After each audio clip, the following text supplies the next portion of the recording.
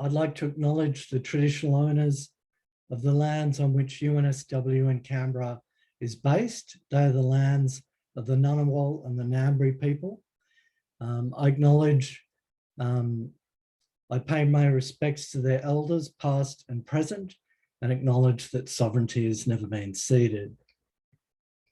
So thank you very much all for coming to this UNSW Canberra event on the natural cost of war, the environmental impacts of the war in Ukraine, which is a terrifically timely and important topic, given that we have the summer offensive approaching, very serious concerns about the situation at the Zaporizhzhia nuclear power plant, and then broader impacts both within Ukraine and in Europe of the environmental consequences of this conflict. And we have speakers with us from Ukraine, from Russia, and from Australia. They will all speak for about 5 to 10 minutes. Following our talks, we'll answer audience questions and perhaps pose a couple to each other. So if you have questions, please put them in the chat, and hopefully we can get to them after this, towards the end of the session.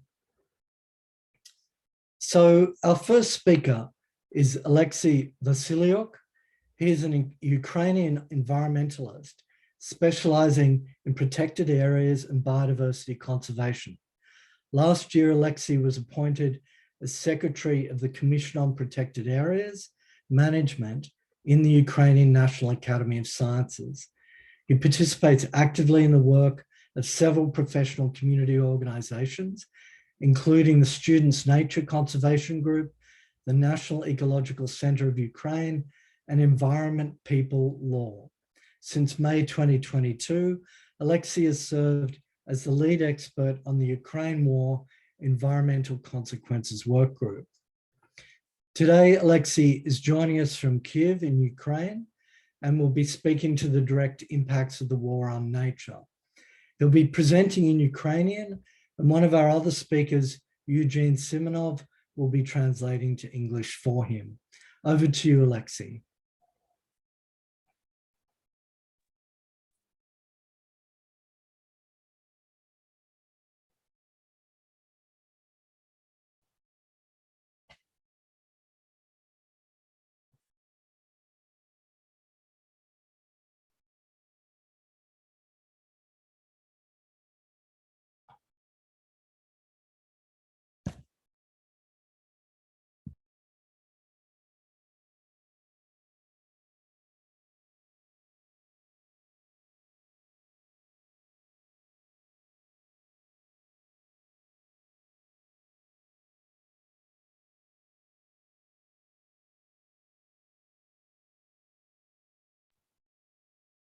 I just plead for the audience's patience. We're just trying to raise Alexei.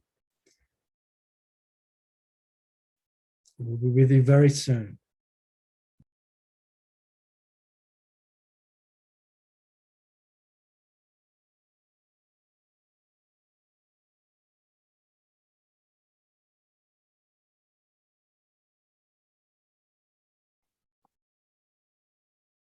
Да, меня сейчас слышно? Здравствуйте, да, я прошу прощения за проблемы со связью. Я сейчас нахожусь в Киеве в бомбоубежище, и это не потому, что сейчас есть угроза, а потому что в случае, если будет воздушная тревога, мне не придется идти в убежище. Я уже нахожусь в безопасном месте. Good day. I am apologizing for the bad connection.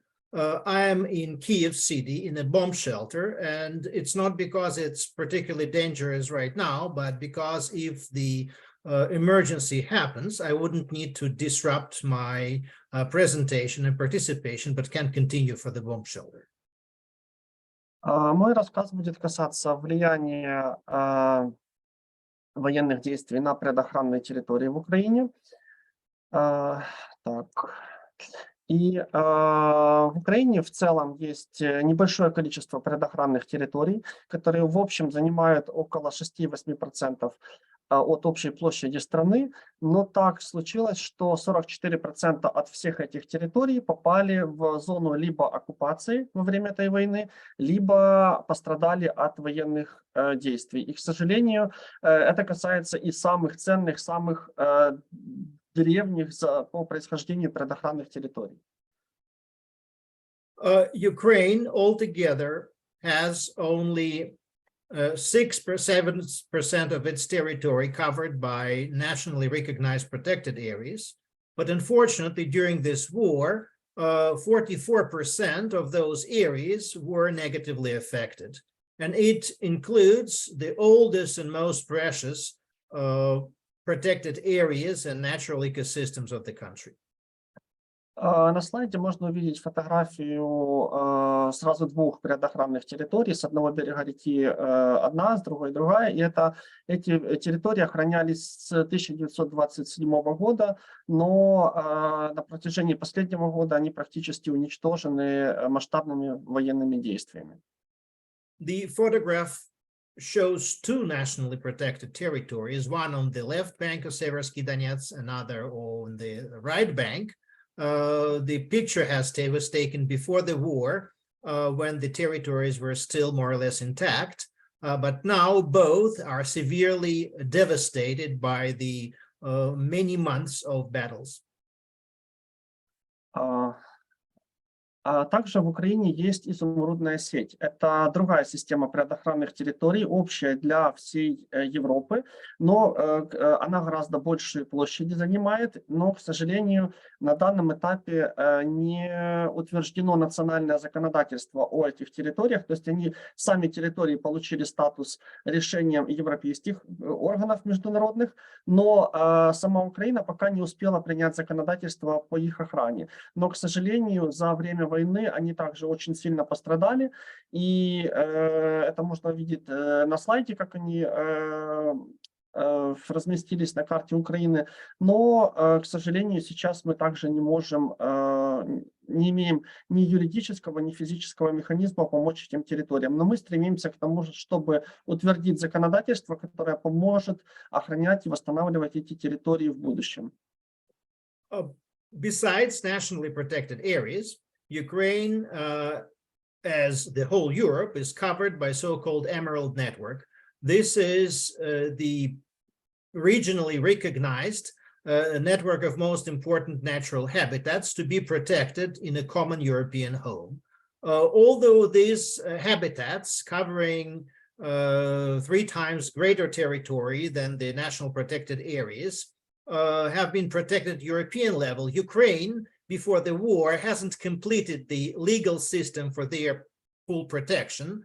And now many of these areas are affected by the war, and in brick color, you see the areas which are still most affected are under occupation and on the present battle line. And in blue, you see areas which have been liberated, and many of them are quite devastated. So it will be a big task of restoring that after the war. Также война коснулась и редких видов. Это сейчас растений, несколько видов животных оказались, это виды суперэндемики, и их 100% их популяции оказалась полностью в зоне активных боевых действий. Поэтому не исключаем, что некоторые виды, которые крайне редкие или находятся в Украине на границе ареала, до этого времени в нашей стране полностью исчезли, а возможно исчезли вообще в мире. The Ukraine also hosts a number of extremely rare species. Those that are, some of them are found only in the war zone, and some of them, and for some of them, war zone is the margin of their geographic distribution area. And we're afraid that after this war, we may see some of the species extinct or extinct in Ukraine due to hostilities and devastation. Если посмотреть на карту природоохранных территорий Украины, то можно увидеть, что в зону, которая попала в оккупированные территории, она показана красным, попали территории, которые их достаточно много. И, простите, что-то... Да, в зону, которая показана красным, попали действительно большое количество территорий, в том числе Рамсарские угодья, и зеленым показана территория, где освобожденные земли. Но на данном этапе мы понимаем, что на освобожденных территориях уничтожены все администрации национальных парков, территории заминированы и пострадали от боевых действий, а на оккупированных территориях просто остановилась работа национальных парков и биосферных заповедников. This shows the situation with the actually legally protected national nature reserves and national parks, which are red and blue polygons. All those red polygons are affected by war. The green zone are in the liberated part, and most of administrative buildings and facilities are destroyed by the war that was there recently. And pink ones are still under occupation in the active war zone, and they are not functioning, and many of them are severely affected by the military activities. So it's a big problem for the whole system. Разрушения очень разные. Это места сооружения фортификаций, это взрывы боеприпасов, это снаряды, это загрязнения, которые появляются вследствие войны. И мы можем видеть на фотографиях из разных национальных парков Украины, что их территория в значительной степени утратила ту ценность, ради которой они получали статус национального парка или всемирного наследия. Negative impacts are very severe and diverse. Some of them are related to shelling and resulting pollution and deforming the land surface. Some of them are affected by fires. Some of them are covered by debris or rubbish left by war. And as you see in those pictures, these are pictures of various national parks and biosphere reserves.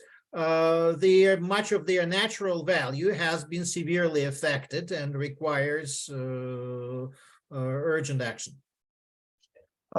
Особое внимание стоит обратить на пожары в предохранных территориях, потому что те предохранные территории, которые состоят из лесных экосистем, они практически полностью теряют свою ценность, когда лес сгорает во время пожара. И если посмотреть на эту карту, это пожары, которые произошли вследствие военных действий в 2022 году, то видно, что некоторые национальные парки практически полностью сгорели в зоне активных боевых действий. These are fires that happened in 2022, and the map shows that most fires happened in the zones of active military activities. Especially in the forested areas, the fires are devastating because the forest ecosystems are very difficult to restore in our climate after they are gone as a result of fire. And many national parks and other protected areas has been practically burned down, and the prospects of their restoration are not granted, are unclear. Наше особое внимание приковано к судьбе биосферного заповедника Аскания-Нова. Он находится на юге Украины. Это наш самый большой степной природоохранный объект. Он очень давно создан. И в нем содержится большое количество копытных, как местной фауны, так и интродуцированных еще более 100 лет до этого, акклиматизированных на этой территории. На протяжении года, пока заповедник находился в оккупации, благодаря благотворительным взносам, мы смогли поддерживать его работу. Целый год 269 человек работали и выполняли свои функции благодаря поддержке простых людей и организаций со всего мира. Мы целый год смогли их поддержать в оккупации, но, к сожалению, 22 марта этого года Россия объявила заповедник своим. У нас больше нет доступа, мы не имеем возможности помогать людям. И мы на данном этапе помогаем только тем, кто смог выехать с территории. И связь с заповедником утрачена. Есть большая вероятность того, что животных будут отлавливать и вывозить в зоопарки России или, возможно, просто откроют там охоту. Our special concern is about the oldest protected area, Skania-Nova Biosphere Reserve, which has been under occupation since the day 2 of the war, but it retained Ukrainian administration, and we were able to support this unique territory, which is not only last remaining piece of Eurasian steppe, but also for more than 100 years is a place of many native and introduced wild animals with participating in a unique experiment of acclimatizing various different types of fauna. And we were able to protect, to support it through the first year of occupation due to donations from supporters all over the world, channeled through Ukrainian Nature Conservation Group. But on the 22nd of March, Russia remembered it has this reserve, dismissed Ukrainian administration, and established Russian administration. We no longer can support people on the ground.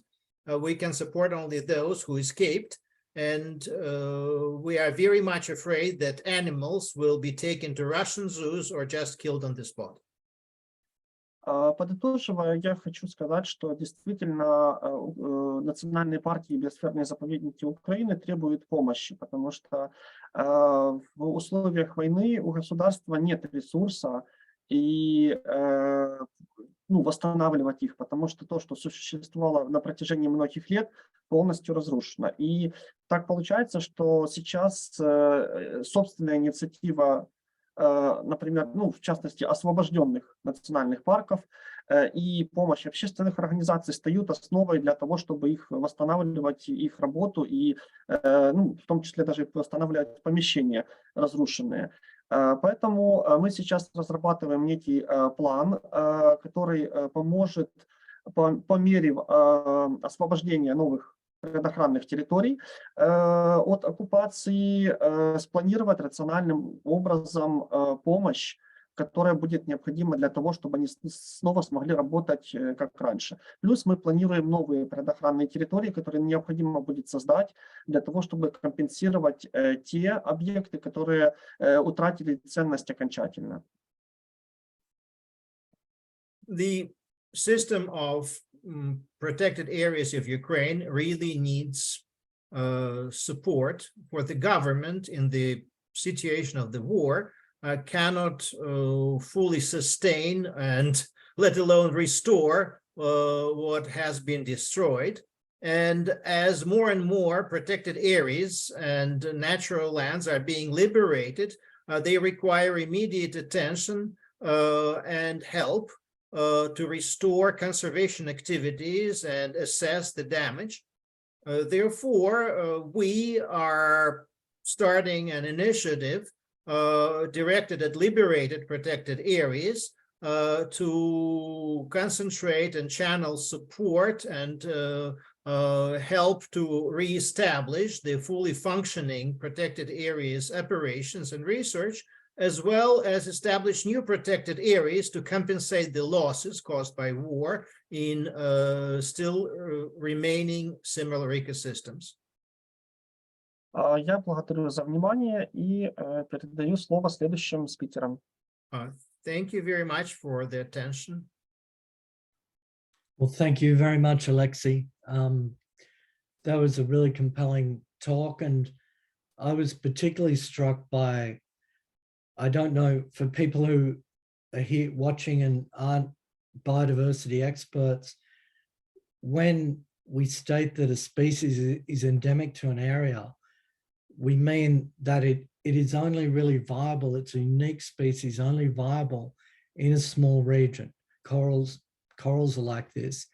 And to have them under such threat and have that underlined in the talk was really quite sobering. And it shows that, you know, the disregard for the people of Ukraine evident in this war is also evident in the disregard for the, you know, the non-human people, one might say. I neglected to introduce myself. I'm Anthony Burke. I'm a professor of environmental politics and international relations at UNSW Canberra and convener of its environment and governance research group, which has put this event together. Our next speaker is Eugene Simonov. He's an environmental activist, journalist, and researcher focused on freshwater ecosystem conservation, the impacts of globalization on the environment, and the empowering of civil society to protect nature across borders. In 2021, he was inscribed on the list of foreign agents by the Russian government, and since May 2022, has served as an expert on the Ukraine war environmental consequences work group. He's currently a PhD candidate at UNSW Canberra. Over to you. Thank you, Tony. My talk will be on impacts of war beyond the battlefield. Do I have control?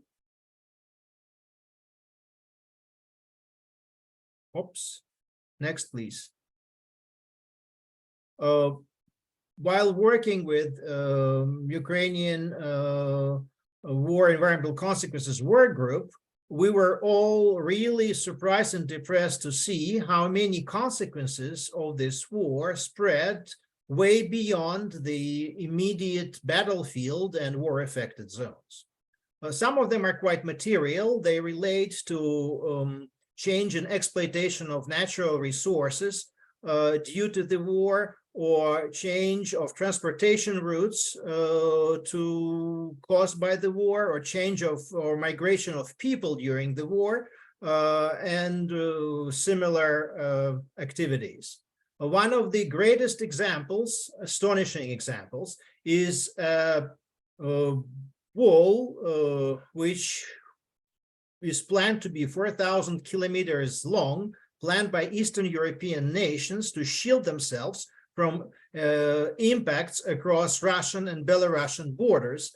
500 kilometers of that wall have been already built, half of those in the Belavizha National Forest and World Heritage Site, which is a border between Belarus and Poland. Such wall will dissect populations of land mammals, minimize interbreeding between different populations, stop migration, and if ill-constructed, such fences also can directly wound and kill animals.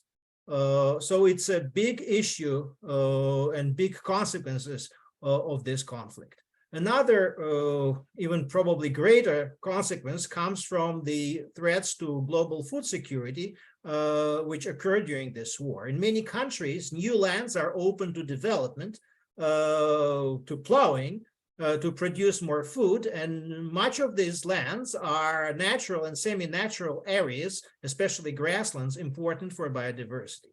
In Ukraine, we see an example of a new transportation route, which is a very dangerous for Danube Biosphere Reserve, which is shared by Romania and Ukraine on lower in the Danube River Delta, which is developed in the middle of that reserve to transport grain and other goods. And finally, the impacts of famine and expected food shortage have very different environmental repercussions in very remote countries from Brazil to Africa. Even greater range of consequences is of a political nature, manifest in new legislation and policies. Those are either about allowing greater impacting destructive activities that affect environment, or reducing environmental actions and programs due to lack of funding and interest, or suppression of dissent and civil society groups which are involved in environmental protection.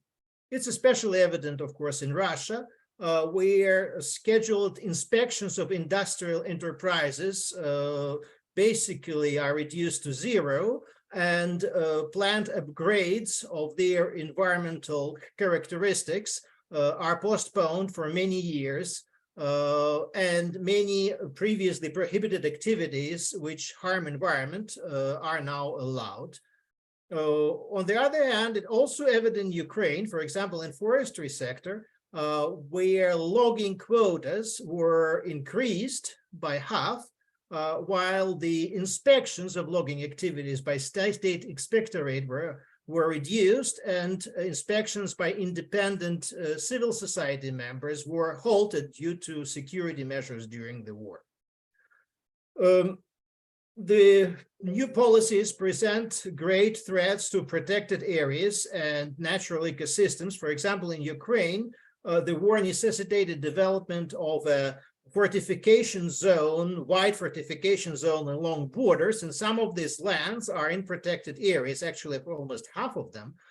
And this means that now a balance should be sought between conservation objectives and defense objectives, so that wetlands, which are natural defenses, are not converted into artificial structures, but used as natural defenses in their natural state, for example. Another problem is in Russia, where many World Heritage sites are open to rampant tourist activities just because the country lost access to many tourist facilities abroad, and tourist business cannot no longer learn money from sending people to various European countries and has to find domestic alternatives. Pressure on civil society is also most evident in Russia, manifested in increased criminal and administrative persecution of civil society activists doing environmental work and anti-war work, and by declaring as so-called foreign agents or so-called undesirable many domestic and international organizations. Greenpeace Russia fell the victim just 2 weeks ago. Experts no longer can comment on war consequences without a risk of a long-term sentences for war-related defamation. And of course, militarization and the arms race is a feature prominent in European continent and far beyond European continent. Examples on my slide include the testing grounds of exploited by Russia in occupied Crimean Peninsula, the urban parks erased by bulldozers to build anti-missile defense in Moscow City, and release of greenhouse gases as a result of the blast of Nord Stream gas pipeline in the Baltic Sea. Trying to ease access to information about environmental consequences of war, our group developed an online catalog accessible on our website, which helps to access more than 50 different monitoring and information collection facilities sustained by various NGOs and governmental agencies and research groups. However, only several of these facilities are about indirect consequences, because this subject is very difficult to monitor and it still requires greater attention. Thank you very much. Well, thank you, Eugene. It's very clear you've developed a very comprehensive and up-to-date resource in the website there. So I'd urge anyone interested to spend some time there and keep following the issue.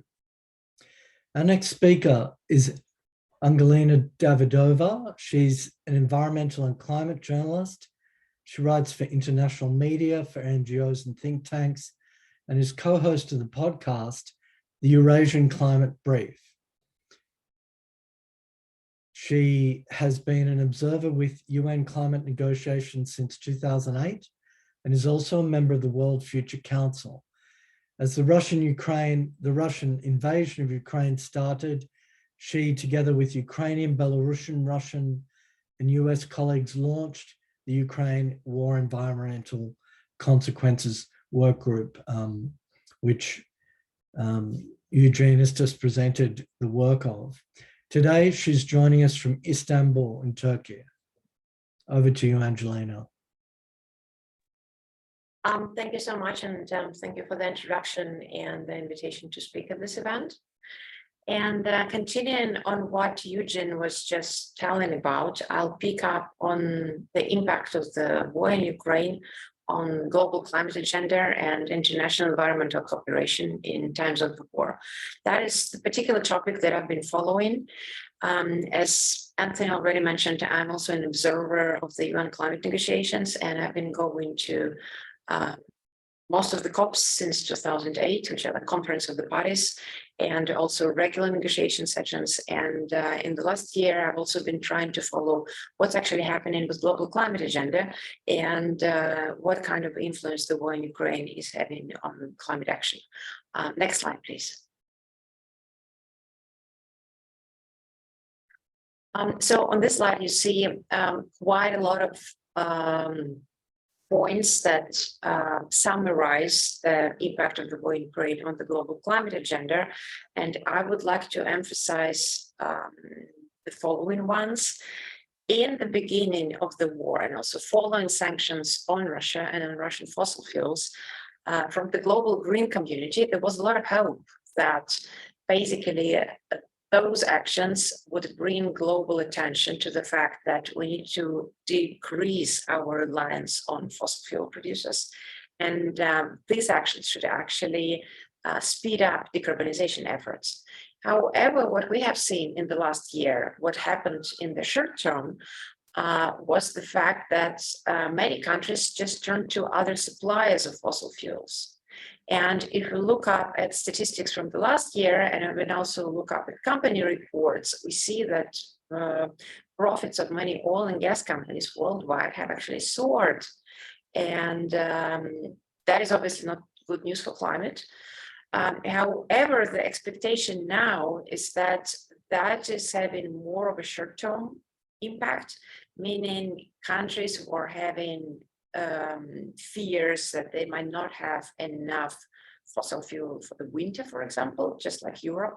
I'm normally based in Berlin. I'm just traveling to Istanbul now, and I can say there was such a heated debate in Berlin throughout the whole autumn, like whether there will be enough natural gas for heating in the country. Well, it turned out, yes, the country did fill it in reserves, but as I said, it was mostly about turning to other suppliers. However, the long-term hopes is that future decarbonization efforts will continue and further development of renewable energy will continue. And then we're still on this track. It's just a short-term correction, which is happening now because of the war. And then a few other points which are also important for the global agenda, of the global climate agenda, obviously issues of minerals and metals, which are needed for the global energy transition. And Russia is a large producer of these minerals and metals. Some of the sectors have also had partial sanctions on them, but not all of them, not like Russian coal or Russian oil, for example. And then the final concern, which I also mentioned on this slide, is about redirecting of climate finance to other purposes, here mostly meaning financing further arms and financing military sectors. That has been happening to a certain extent. However, as we see now, a year after the war began, it did not influence climate finance sectors that much as we feared. So we'll continue towards the situation as it develops. Next slide, please. Another negative consequence of the war in Ukraine was the fact that in some countries, mainly in Europe, some coal stations which were closed a few years ago were actually put back into power, once again with fears that there will not be enough natural gas to provide for the heating sector in Europe. So some of the coal plants were back in work. However, I would also say that also has more of a short-term effect and is unlikely to provide any long-term effect in the current situation. And then there was also another effect which played in the form of Some countries and some regions and some households also turning to using log fires and actually wood for heating. And that also accelerated logging in forests. Once again, mostly in European countries, but not only. From the side of the Ukraine War Environmental Consequences Group, we covered that topic extensively, and the presentation will be available to you. And on every slide, you can click and read more about every particular topic that I'm speaking about. Next slide, please. So the climate policy, and particularly the climate policy of Russia, was also impacted by the war in Ukraine, even though officially Russia remained to be a party to the Paris Agreement. Not much was done in the country in the area of climate. As some of you might remember, in November 2021, the Russian government adopted the long-term low carbon development strategy until 2050, which implied that Russia might become net zero by 2060. So last year, there was a plan expected to appear, which would outline very particular measures what Russia should do in order to achieve this. So that plan did not appear. It's a bit unclear what is happening with that document at the moment. So basically where we are is that Russia keeps saying we're part of the international climate negotiation. Climate agenda is still important for us. However, not much is being done in the country, and it looks like a lot of measures are just on hold. Eugene has already mentioned a number of environmental legislation acts, which have also been postponed or put on hold. In the area of energy in particular, there was a lot of easement of traffic regulation and vehicle regulation, vehicle standards. For example, now in Russia, vehicles of the lowest environmental standards possible, Euro 0, can be produced. And likewise, many companies in Russia, including oil and gas companies, have been pushing for further cancellation or easement of environmental and climate legislation. For example, many have been asking for the right to burn flaring gas again, because now they don't have the market to sell the products which they used to make out of flaring gas to Europe. Next slide, please. I already spoke about the short-term influence on climate and energy agenda. And however, the transformation towards decarbonization is still taking place. And you see that, for example, the European program, the Green Deal, is on its way. And also many other countries keep investing into renewable energy. And this is why, as I mentioned before, the expectation is within the long-term impact, the influence of the war will likely be in the form that more decarbonization will be faster, and more efforts in the area of switching from fossil fuels to other kind of fuels, and more resource efficiency will be in the place. Next slide, please. Once again, as Eugene already mentioned, in the war in Ukraine also has an impact on international environmental and climate cooperation. Even though Russia has not left any environmental or climate treaties officially, the actual cooperation, the practical cooperation has been put on hold. A recent example is the Arctic Council. There, until recently, Russia was the chair country until May. Now it's Norway.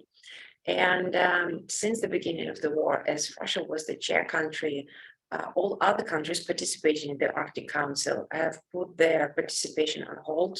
So basically nothing was happening, and no cooperation was happening, no talks were happening. Next slide, please. Right, as I already mentioned, like I mentioned, the case in about Russia, the case of Belarus is quite differently. Belarus unilaterally withdrew from a number of important international conventions, and that has been very important blow to countries' domestic environmental and climate policy, and also countries' international environmental and climate actions.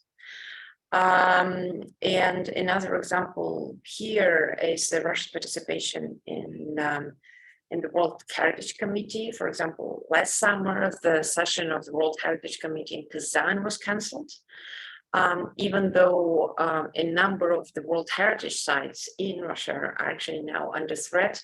And some of the threats are also connected with the actions within Russia to ease environmental legislation and, for example, allow for the logging in national parks or nature reserves and construction of infrastructure, or allowing for mining projects, once again, in nature protected areas.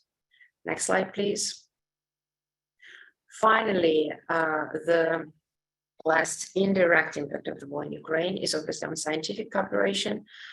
Most of the cooperation programs with Russian state-funded scientific and research institutions have been put on hold. That means in practical terms that, for example, Russian scientists, also the ones studying Arctic or permafrost, have now very little, if no, access to international databases, very rarely participate in international conferences, and also very rarely exchanging information and knowledge exchange with their Western colleagues. Likewise, a lot of international databases now do not get information about what has been happening with Russian Arctic or with Russian permafrost. There are still contacts going on personal levels between particular scientists, and also many Russian scientists have actually left the country, just like climate experts did, just like climate and environmental experts did, and environmental journalists. So many of them have also left the country and allocated elsewhere now. But overall, access to information and also cooperation programs, like many of them have been put on hold. Actually, most of them have been put on hold. Next slide, please. I will stop here and I'll be happy to answer any further questions or address any comments which come up in the discussion. Thank you.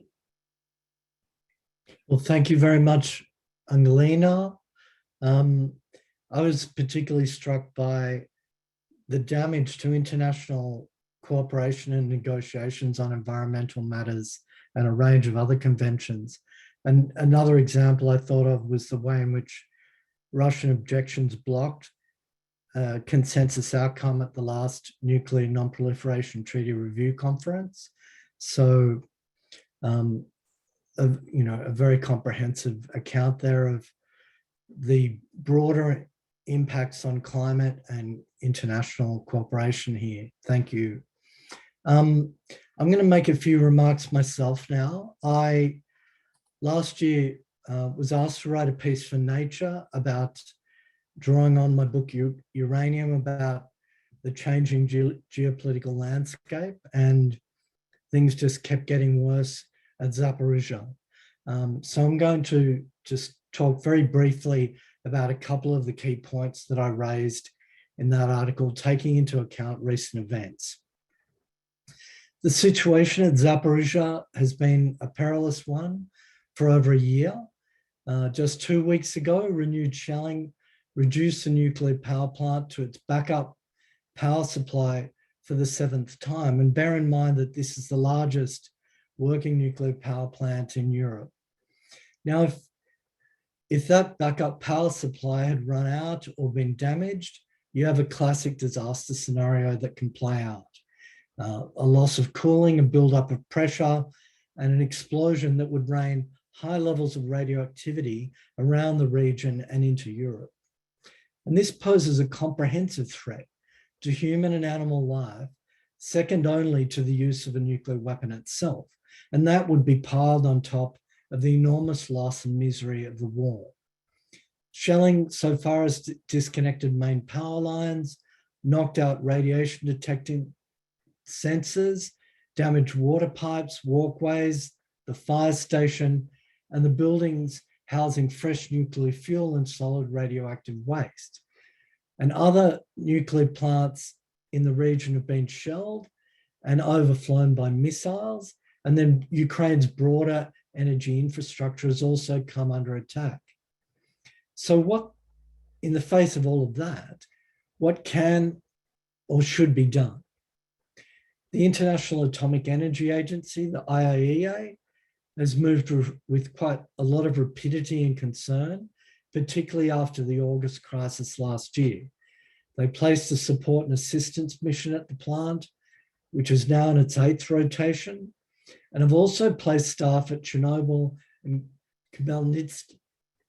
They initially declared 7 pillars of nuclear safety and security, which have since been refined to 5 principles in an address that the Secretary General of the IAEA gave to the UN Security Council about a week ago. And I'll read them. Firstly, there should be no attack of any kind from or against the plant, in particular targeting the reactors, spent fuel storage, other critical infrastructure or personnel. The plant should not be used as a storage or a base for heavy weapons. Second, such as multiple rocket launchers, artillery systems, munitions, and tanks, all military personnel that could be used for an attack from the plant site. Thirdly, offsite power to the plant should not be put at risk. And to that effect, all efforts should be made to ensure that offsite power remains available and secure at all times. Fourthly, all structures, systems, and components essential to the safe operation of the plant should be protected from attacks or acts of sabotage.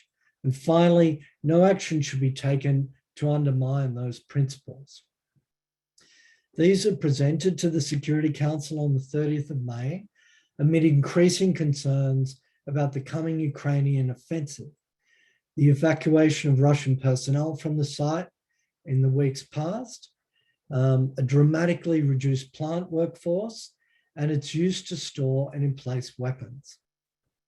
Now, the international law of armed conflict allows combatants, such as the Ukrainians, to target a nuclear plant if that is the only way to defend against the threat coming from the site.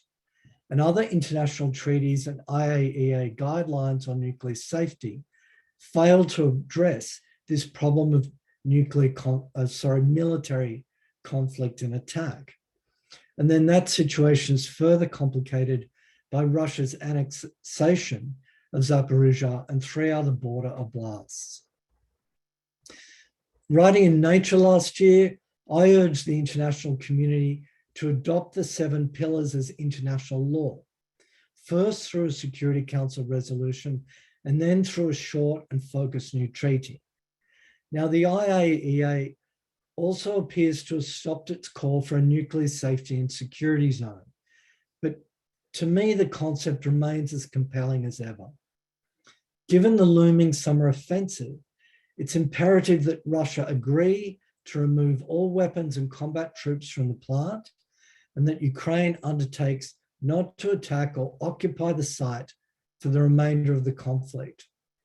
Questions about the plant's management and ownership can be addressed after the war is over. Russia, as a veto-wielding permanent member of the Security Council, has a heavy responsibility here. If there is a Chernobyl-style disaster at Zaporizhzhia, Russia will further strain the patience of its allies, and indeed will struggle to ever rejoin the family of nations. And also, the world's already shaky confidence in civilian nuclear power will be irretrievably lost.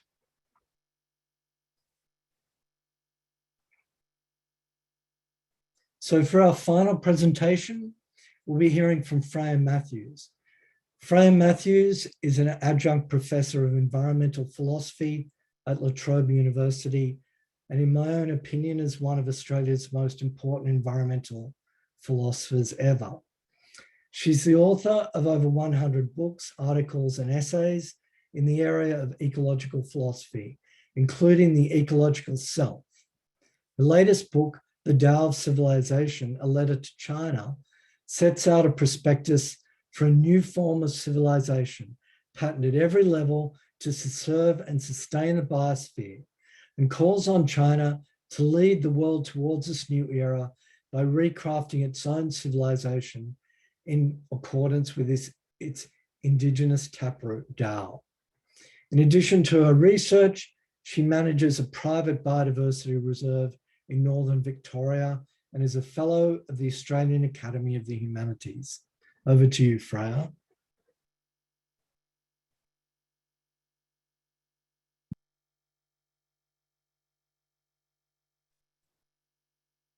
Okay, thank you very much for that lovely introduction. And thank you for inviting me to participate in this really important event, covering a topic that it doesn't get nearly enough coverage, I think, in the media. I seem to have quite an unstable connection, so my apologies if I'm dropping out a bit as I speak. And as Tony indicated, my talk will be a little bit different, a bit more philosophical in tone from the previous presentations, which have a more empirical focus. I'll be focusing on Putin's motives for going to war, what these motives were, and whether they stack up. And the talk is based on an open letter to Putin that I published last December. In that letter, I took Putin's underlying motive, or one of his main underlying motives, to be to restore Russia's lost greatness, and in the process of doing so, earn greatness for himself. So the focus of the letter was on the concept of greatness. I asked what greatness means in a political context. And the answer that I offered was that the meaning of greatness depends on historical circumstances and varies through time. Greatness has to answer to the needs of a given time. Putin seems to be operating with a 19th century militaristic notion of greatness, the kind of greatness attributed to, say, Peter the Great or Catherine the Great. Maybe this notion of greatness made sense in the 19th century when militarism still had some prestige, when the main thing that people had to worry about was defending themselves from the aggression of neighboring countries. In this context, the cult of the warrior and of military valor that goes back to ancient times might still indeed have had some relevance. I just need to check that I haven't dropped out. I seem to be still going. But in the course of the 20th century, when warfare became mechanized and industrial in scale and twice engulfed the entire world, militarism surely lost whatever classical prestige it may have had.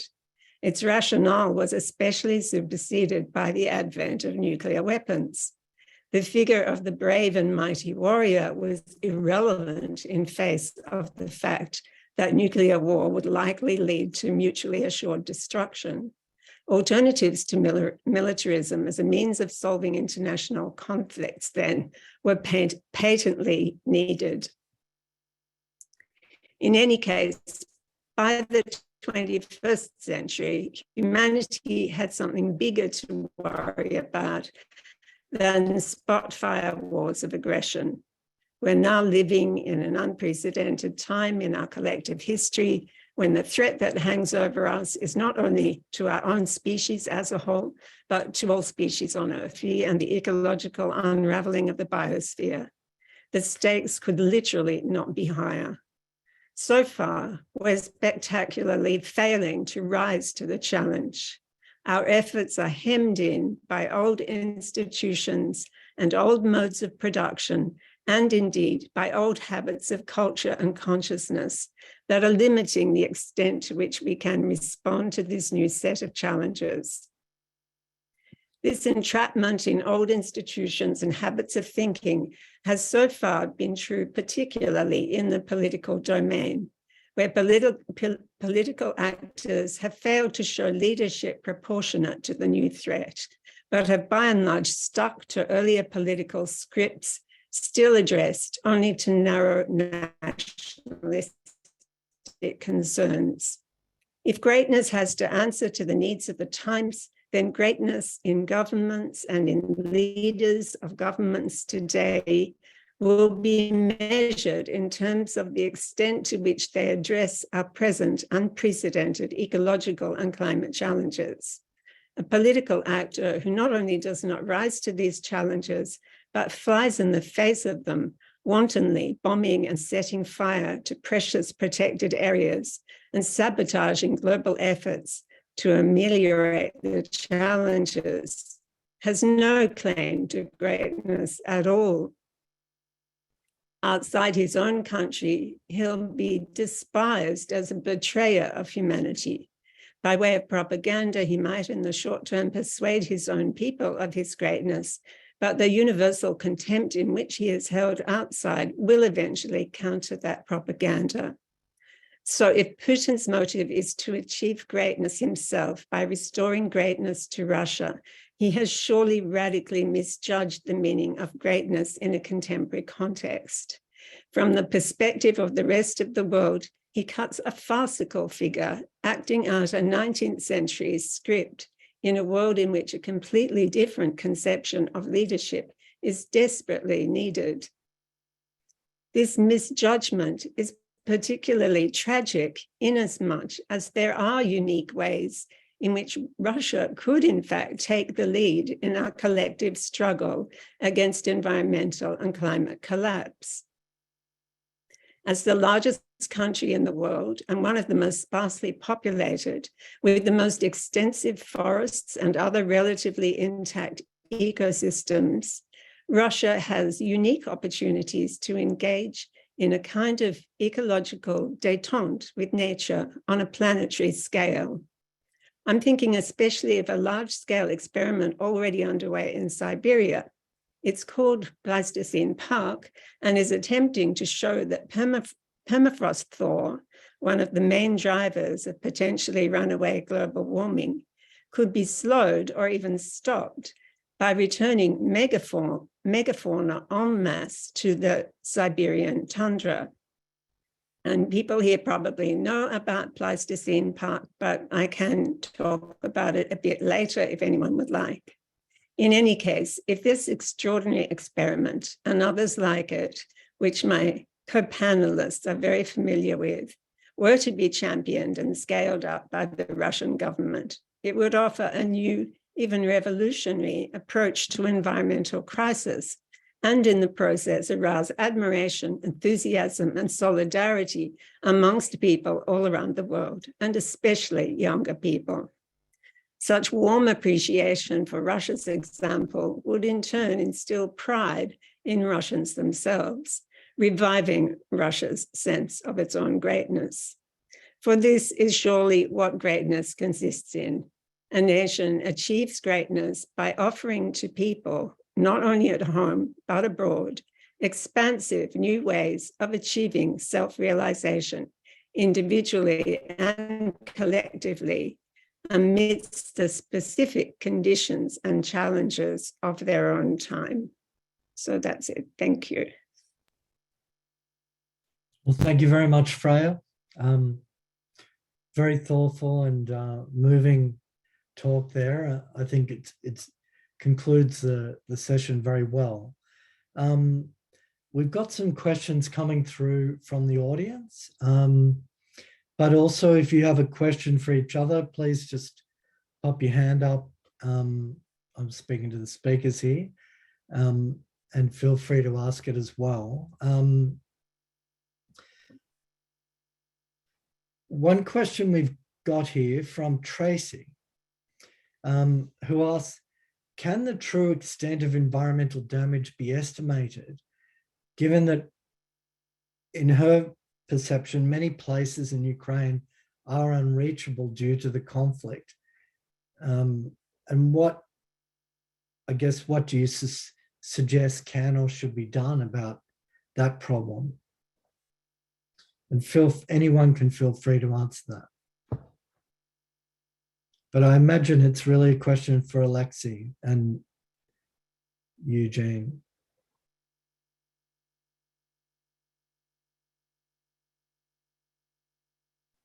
Okay. Oh, Обычный вопрос про то, а можно ли действительно оценить последствия во время войны, учитывая, так сказать, недоступность территории во время военных действий? Ну, я считаю, что невозможно, потому что любые загрязнения, они очень быстро распространяются, ну, разбавляются, наверное, правильно сказать, окружающей средой, или же это загрязнение рек, почв или воздуха. Единственное, что мы можем постфактум отследить, это то, что осталось в почве, то, что не фильтруется в грунтовые воды. Все остальное мы постфактум никак не можем отследить. Во время боевых действий, конечно же, тоже мы никак не можем ничего отслеживать, потому что ну, это невероятно масштабные боевые действия. Туда невозможно попасть в большом радиусе от зоны боевых действий. Территория абсолютно закрытая. Поэтому ни во время боевых действий мы не можем ничего отбирать, ни после них этого просто не имеет смысла. Поэтому на самом деле тупиковая ситуация. So it's very difficult. I believe it's practically impossible. Most kinds of pollution are volatile and have short lifespan, air pollution, water pollution. And the only pollution we would be able to measure afterwards, it's what will be still left in the soils. At the same time, the area where destruction is happening is not open to any scientific observers. You cannot access this whole zone for many, many kilometers. So we are limited in our ability to estimate what's happening. So it's a very, very difficult situation when we have very little sources of information. From myself, I should add that you can see from the collection of, that's partly why we have this collection of sources, that most sources are based on remote sensing, and only small number of traits and features that can help to estimate what's happening could be really captured through remote sensing. Even the fire, although it's readily captured by remote sensing, is very difficult to judge to which extent it affected the ecosystem if you cannot access this ecosystem by foot. Ну, и мне кажется, более вероятно мы сможем оценить изменения в окружающей среде, то есть не замерить загрязнения или какие-то там посчитать потери, которые будут количественно исчисляться, но мы сможем оценить, что изменилось в окружающей среде и какие возможные компенсации, какие действия нужны для того, чтобы компенсировать вот эти вот изменения. So what we will see are not actual pollution or impacts of war per se, but consequences of these impacts in the environment, in the structure and function of ecosystems. And this we will be able to observe as this territory is liberated, and try to determine what measures should be taken to restore and recover those values which are lost. Well, thank you both. We have a kind of related question around, can anything be done now to minimize the environmental impact of the conflict while the war is still underway? And a related question was, what can Australians do? It may just be a cry of concern, but I'm interested in your answers. Другой вопрос — это что же может быть сегодня, пока еще война идет, сделано, чтобы минимизировать негативные последствия? Ну и еще один пришедший вопрос: а что могут сделать австралийцы? В первую очередь, ну, скорее всего, мы можем уже сейчас помочь тем территориям, которые освобождены. На самом деле это достаточно большие площади. Это гораздо больше, чем площадь некоторых стран Европы.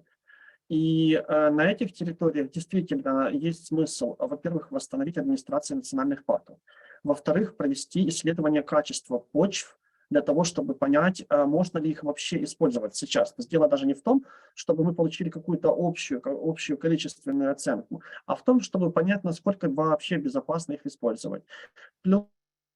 Плюс, я думаю, что для тех же сотрудников национальных парков, возможно, было бы можно временно, пока их рабочие места уничтожены фактически, возможно, можно было бы их отправить на какие-то там, скажем, акцию обмена опытом или что-то вроде этого в Австралию, чтобы они посмотрели временно, как работают национальные парки в другой части мира, пока это может касаться, например, тех сотрудников национальных парков, которые сейчас временные переселенцы. Они просто не могут находиться на своей территории и просто ждут освобождения своих национальных парков, чтобы вернуться к работе.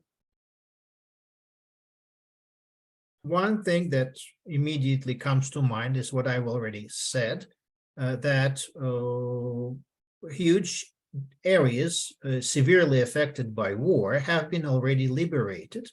Some of natural areas liberated exceed area of some European countries.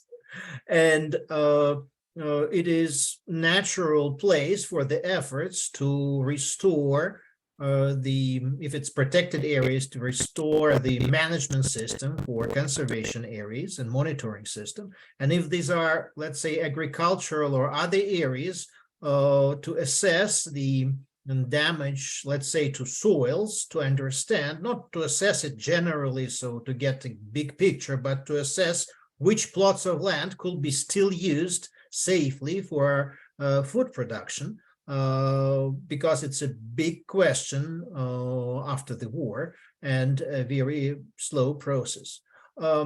It's very important to support personnel of those protected areas which are still defunct, and probably, especially for those who fled from the occupied territories, a good option would be to go abroad to study how to improve their professional skills, to study how to look at how parks are managed in other countries, for example, in Australia, or to engage in some additional useful courses adding to their skills where they cannot really sort of attend to their protected areas because protected areas are still not accessible or the full infrastructure is destroyed. So there are many ways to help the conservation management system and life supporting systems on the liberated lands and people, personnel who are conservation personnel who fled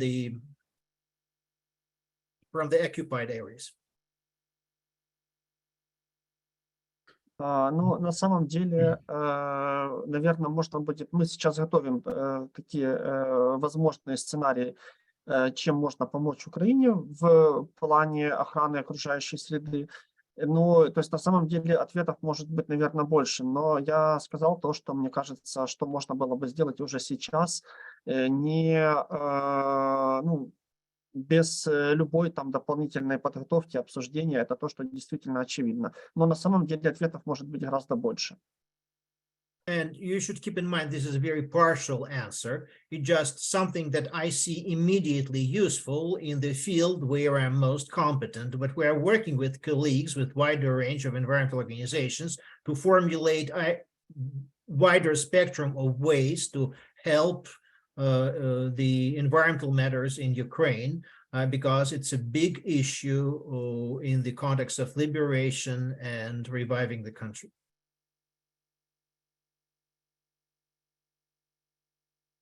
Well, thank you both. I wanted to pose a question to Angelina, and I'll do that in a moment. But we have a question here from maybe one of our partners in the Australian Defence Force that I might address. For those of you who may not know, UNSW Canberra teaches cadets trainee officers from the Australian Defence Force and from a number of allied militaries as well. And we have a question here about what can military planners do in the campaign planning to make sure we account for environmental impacts of conflict? Is there specific guidance we can follow? And what should Defence Forces do differently? This is from Stuart, to meet legal and environmental requirements. And I'd been thinking about this during the talk when I mentioned that LOAC allows a military to attack a nuclear power station site if it is their last resort, in a sense, to neutralize a serious threat. And we could see that that excuse can plausibly be used by Ukraine.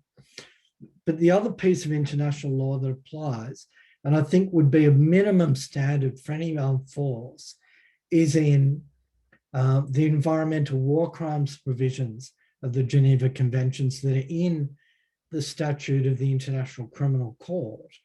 And I recall the ICC prosecutor a couple of years ago stating that they were interested in taking up environmental war crimes prosecutions. Now, we know that the bar is very high in the way the law is framed, but it's quite possible that the level of damage does meet that very high bar of being, you know, severe, irreversible, and widespread. And certainly the outcomes of a nuclear meltdown at Zaporizhzhia would meet that test. So both sides of the conflict could be liable to war crimes prosecutions if that were to happen. I think the broader question about campaign planning and guidelines for militaries, I think is just a really good question, and it's something I'd be interested in having more conversations about and more study of. The question I've got for Angelina is around the challenge of this breakdown in relationships and cooperation provoked by the war. Is this just something we can't do anything about for the moment? Is there a way of appealing to Russia and perhaps to other countries to think about areas of cooperation that really matter, that need maybe to be bracketed from this intense level of hostility? Thank you for the question. Well, it's a really tough question, and it's a very complicated issue. Well, we obviously see that the international environmental cooperation and scientific cooperation does suffer. But then can we just say, okay, we continue that no matter what? It's a very, once again, complicated, also ethical issue at the moment. I think the modes of cooperation, what can be certainly done now, is still keeping personal contacts to scientists, to experts, to activists, to journalists, whoever is working on what's happening in Russia. And many of these people are still in Russia, but also many of these people are in exile or are being elsewhere, right? We know dozens of Russian scientists and dozens of Russian environmental and climate experts who went elsewhere. And Evgeny and I are also examples of these people and representatives of this community. So I would say certainly keeping contacts with people, personal contacts with people both in Russia and outside in Russia, organizing talks and discussions like this, organizing also maybe like not public, but like closed discussions between those experts and like closed Zooms or something. This is also what I've been participating in organizing in the last few months. I would say this is kind of still going on. So I feel like what makes sense now is keeping contacts, keeping like cooperation with particular people, not institutions going, and just generally monitoring and analyzing what's happening in the area of environment and climate, both as direct consequences of the war in Ukraine, but also as indirect consequences of the war in Ukraine, for example, what is happening in Russia with environmental, climate, and scientific governance. I would answer like this. Thank you. There's a follow-up question for you as well from Gavin. who was wondering, yes, these devastating impacts in Ukraine, will they be largely localized? And could there be longer term benefits globally, such as, faster investment in renewables or a faster transition in Europe? And then I have a question about Russia as well, because you talked about their faltering level of energy for energy transition. I imagine, given the size of the fossil fuel industry, there are real issues around just transition and economic futures as well. But then the self-interest of every nation in climate mitigation, which is about preventing this devastating weather and heat and so on that we've all been experiencing.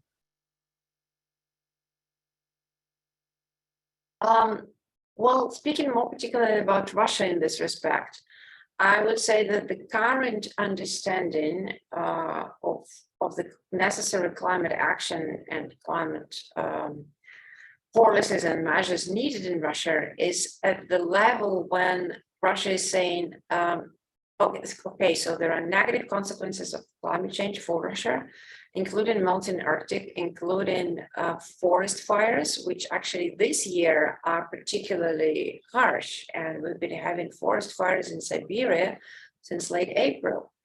Now the temperature in many Siberian cities, and I would say it in Celsius, it's 36 Celsius degrees, which is like unbelievable, right? It's much, much hotter than most parts of Europe.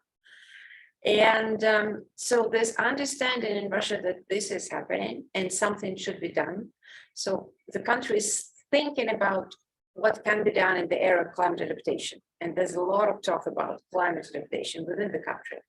But then the question which is coming now, is there actually finance for that? Is there actually money for this within the country which is also leading the war, and the country which does not have access now to any international green finance, and the country which is obviously redirecting a lot of its money to the war or for supporting the most vulnerable socially disadvantaged groups of population, including families of those people who died in it. So it's an open question, but that's in the area of climate adaptation.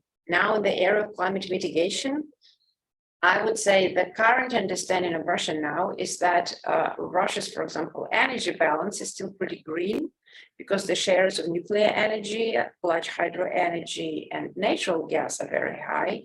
Within Russia, natural gas is being viewed not only as a transition fuel, but also as a low carbon fuel. So many programs which, for example, switch energy and electricity generation from coal to natural gas are being considered as climate-friendly projects in Russia. And so I would say what looks like at the moment, the pillars of Russia's climate action for now are still nuclear energy and further development of nuclear energy, nuclear technologies, natural gas. Energy efficiency is gone off political agenda. There's not money for it at the moment. Some renewable energy development, actually, as we speak, and I just saw in the news that a new wind park has been opened in the south of Russia. So there's like some modest development of the renewable energy sector. And then before the war, there were a lot of talks about the hydrogen development and hydrogen production development, including the so-called blue hydrogen, meaning producing hydrogen from natural gas with CCS technologies, or the yellow or pink hydrogen, which means hydrogen production with nuclear energy. Now, I think the interest is mostly towards yellow or pink production. That's what the plans are. So I would say this is how the situation looks now with climate adaptation, climate mitigation measures in the country. Thank you. I've also got a question for Freya on the kind of ethics underway here. It was very striking to me, both in your talk and in your open letter to President Putin, that you appealed to not only to Russian self-interest, but to the narrative of greatness. We know, like in world politics, there's this debate between, the cosmopolitan worldview where the interests of humanity and an entangled planet really matter. And then national self-interest, we can still take in some of those things, but can get very narrow and inward. What's your feeling about how does one communicate with a nation like Russia in this circumstance? And, you know, in a sense, thinking about our ethical frames.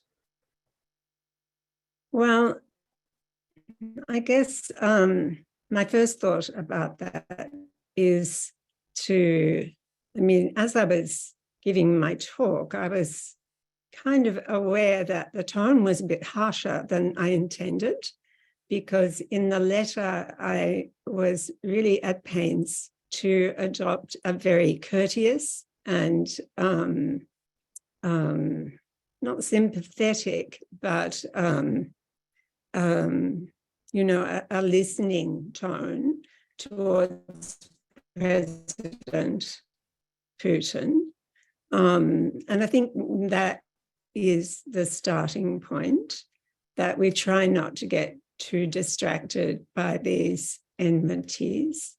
I mean, it's very hard when you're at war with another nation not to become distracted by enmity and distracted by the chaos and mayhem that's happening around you. But it is very important, I think, that other nations and the civil societies in other nations keep an open ear to Russia and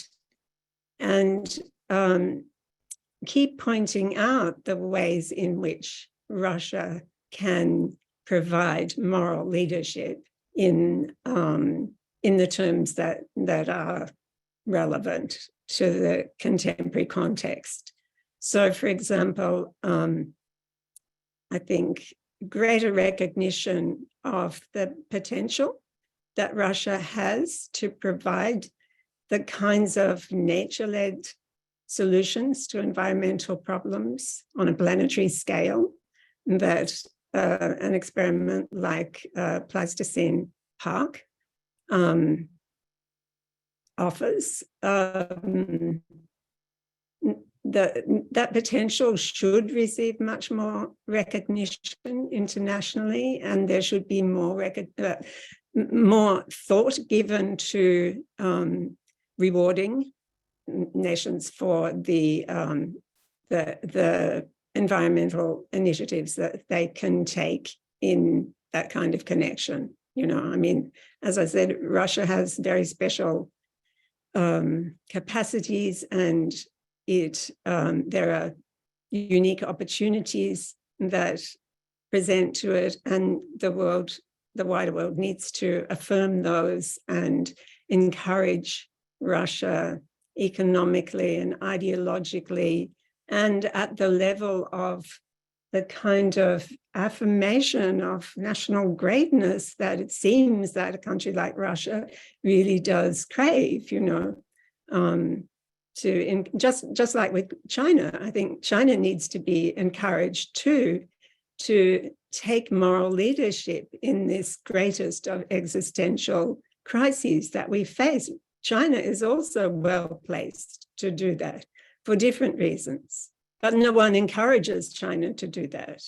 And Russia is well placed in a very different way to take great initiatives and exercise moral leadership. So I think it is up to the rest of the world to provide that kind of encouragement.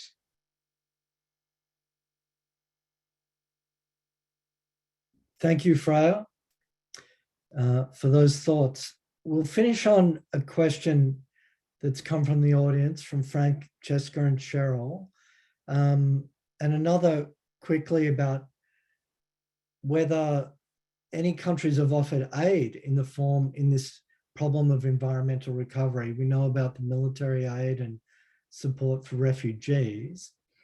And there's a question about whether the international community and politicians and governments will learn lessons from this war around the environmental impacts, and what should be the key takeaways? Eugene. I must admit that these are two different questions, although they are related. So I will start with the first one. Several countries provided some support to environmental and climate initiatives in Ukraine during the war. To the best of my knowledge, most structured programs are from German and Italian side at the governmental level. However, probably there are others. However, those are focused on very limited number of questions. For example, to the best of my knowledge, none of them really addresses nature conservation issues, which we're talking about today.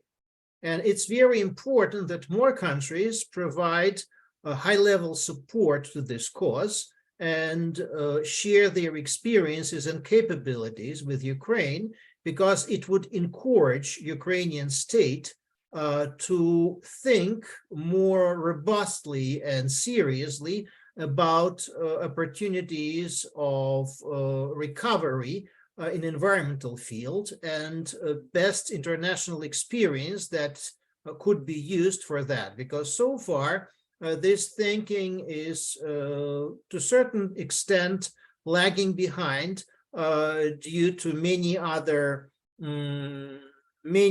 obligations during the war, and due to the fact that it's not a focus of that many allies. Allies are really much more preoccupied with the corruption, anti-corruption measures, help to refugees, all other those questions that which they consider more urgent.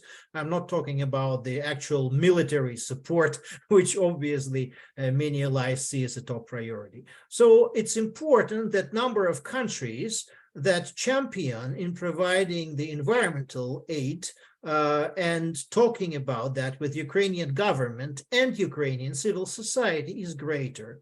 And so far, nature conservation as a very distinct part of it is a little bit orphaned, if I'm not mistaken. So that's my response to the first question. If anyone wants to answer the second question, I can pause.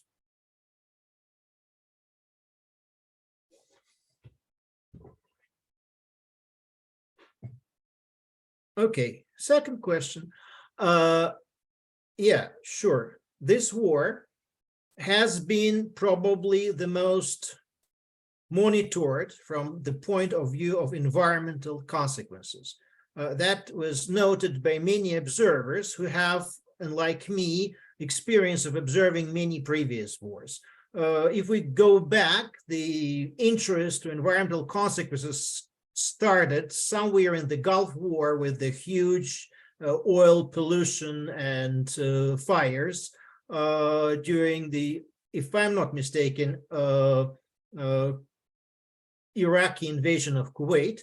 And since then, there was some attention to environmental consequences of the armed conflicts, and some literature written about that within the last 25 years.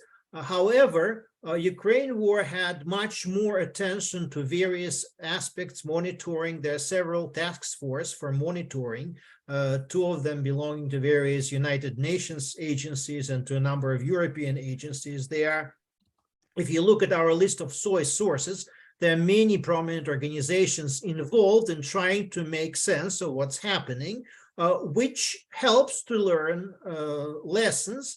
But there is so far insufficient, at least United Nations agencies lament there is insufficient coherence and coordination to make this more sort of up to standard and professional. For example, there are a lot of criticism about the ways the environmental damage is being assessed. One of the most prominent critics of the current methods, and actual masterminds of better methods is Andrei Dimidenko, Dr. Andrei Dimidenko in this audience, who is asking many questions and commenting actively on the IC.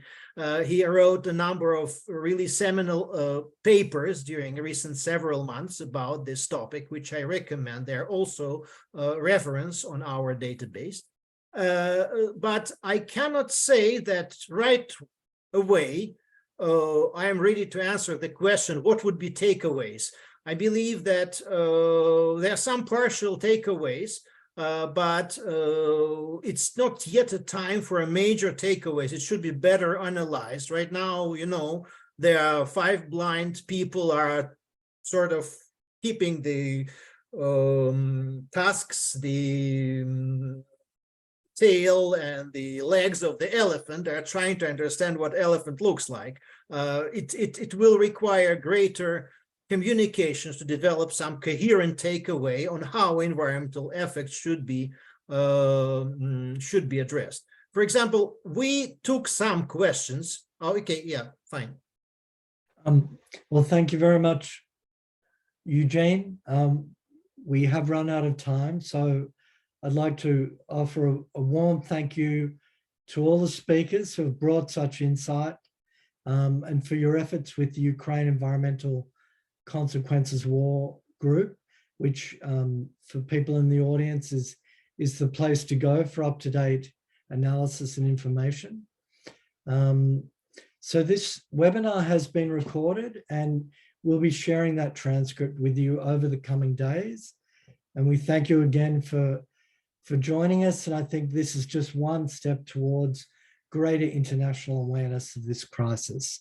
So thank you to all the speakers. Thank you to our UNSW team in support, and thank you to our audience members. Good evening.